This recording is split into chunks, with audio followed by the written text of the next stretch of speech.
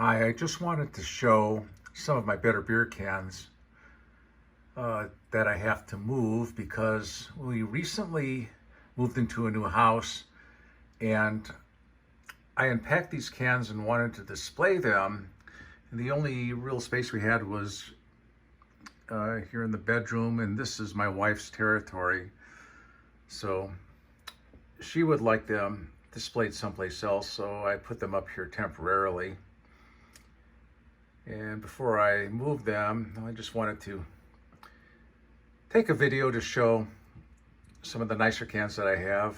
Up on top are the 007 cans from the mid-60s. I believe that there are 7 total from that series, and I have 5 of them.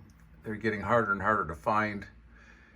And the ones that I don't have, I believe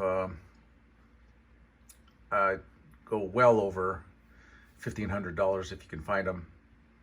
And down here are a couple cans from 1957 Miss Rheingold contest, and this is the winner, Margie McNally. Most of my cans here are grade A or so condition. One of these Miss Rheingold cans is hiding back here because it's a little bit rusty. And this Manhattan can has some humidity spots. But as we go along here, you can see these are some of the better cans from the 60s back into the 50s. The Sterling can is fairly unique. Very few of them, I guess, are around because it has the word Super Brew here and some superlatives that were a little ridiculous here on the side. It's an opening instruction can, but you can just go ahead and pause that and read that. But I guess the brewing company was forced to reprint that can without the word Super Brew and make it a little less informative on the side for whatever reason. But I read that maybe 10 or so of these cans are known in fairly good condition. And this White Horse can, another opening instruction can, was part of a chair. Somebody years ago made a chair out of a bunch of beer cans and painted it brown. And somebody found out that that chair was made of rare beer cans, purchased it, removed the brown paint somehow, and you got some nice White Horse cans out of that. And there were several dozen cans that were cleaned up from that find. One thing I did notice that the price of this can dropped down significantly after those cans went on the market, just because more cans were available. This Connecticut Yankee is a nice can. And this Playmate can, another very popular can from the 60s. Playmate malt liquor. The story behind this can, I believe they were forced to shut down, at least that brand, from Playboy the magazine back in the 60s. 500 ale can from Evansville, Indiana.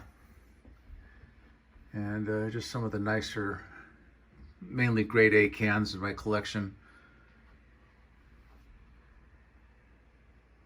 Here's a few more. Collectors might recognize some of these cans. A few of these were in my grandfather's original beer can collection. He had a couple dozen cans that were full sitting behind his bar, and I noticed these cans way back in the 70s. And eventually I got him to give them to me, I believe, sometimes in the late 70s, early 80s.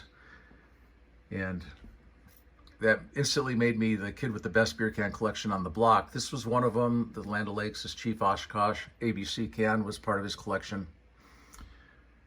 And the rest of these I've acquired over the years, mostly from eBay. Soul cans are fairly well known in the collector field. Those are from Los Angeles and only marketed, I believe, there in the late 60s for a few months. These Rainier cans were part of the famous wind tunnel find. The wind tunnel tank, I think you can Google that. Just Google wind tunnel cans on the internet. It'll tell you the story. But these tanks were full of thousands of these cans. They lacked lids. And most of them were in pretty rough shape. And I managed to acquire several that were in pretty good shape. This yellow one's nice. There are a few scratches on there, and I had lids put on by Art's beer cans. So I have the nicer ones on display. I also have a couple dozen different varieties of those put away. Yankee can. This Zing can I keep around. My grandfather, who had the small beer can collection that I inherited, I found this can in the back of the refrigerator in his basement, and found that, I believe, in the 70s sometimes, but the can itself was from the 60s. And here's some older cans that all feature a man holding a beer stein.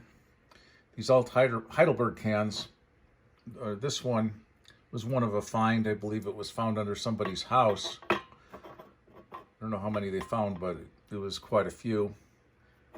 And this one's in really, really nice condition. Opening instruction can.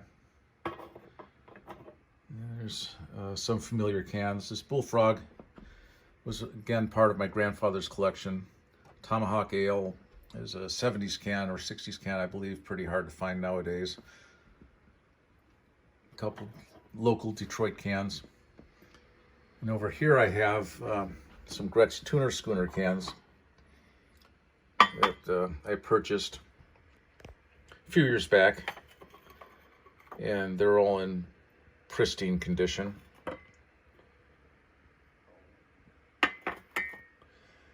And so those are some of the nicer cans in my collection.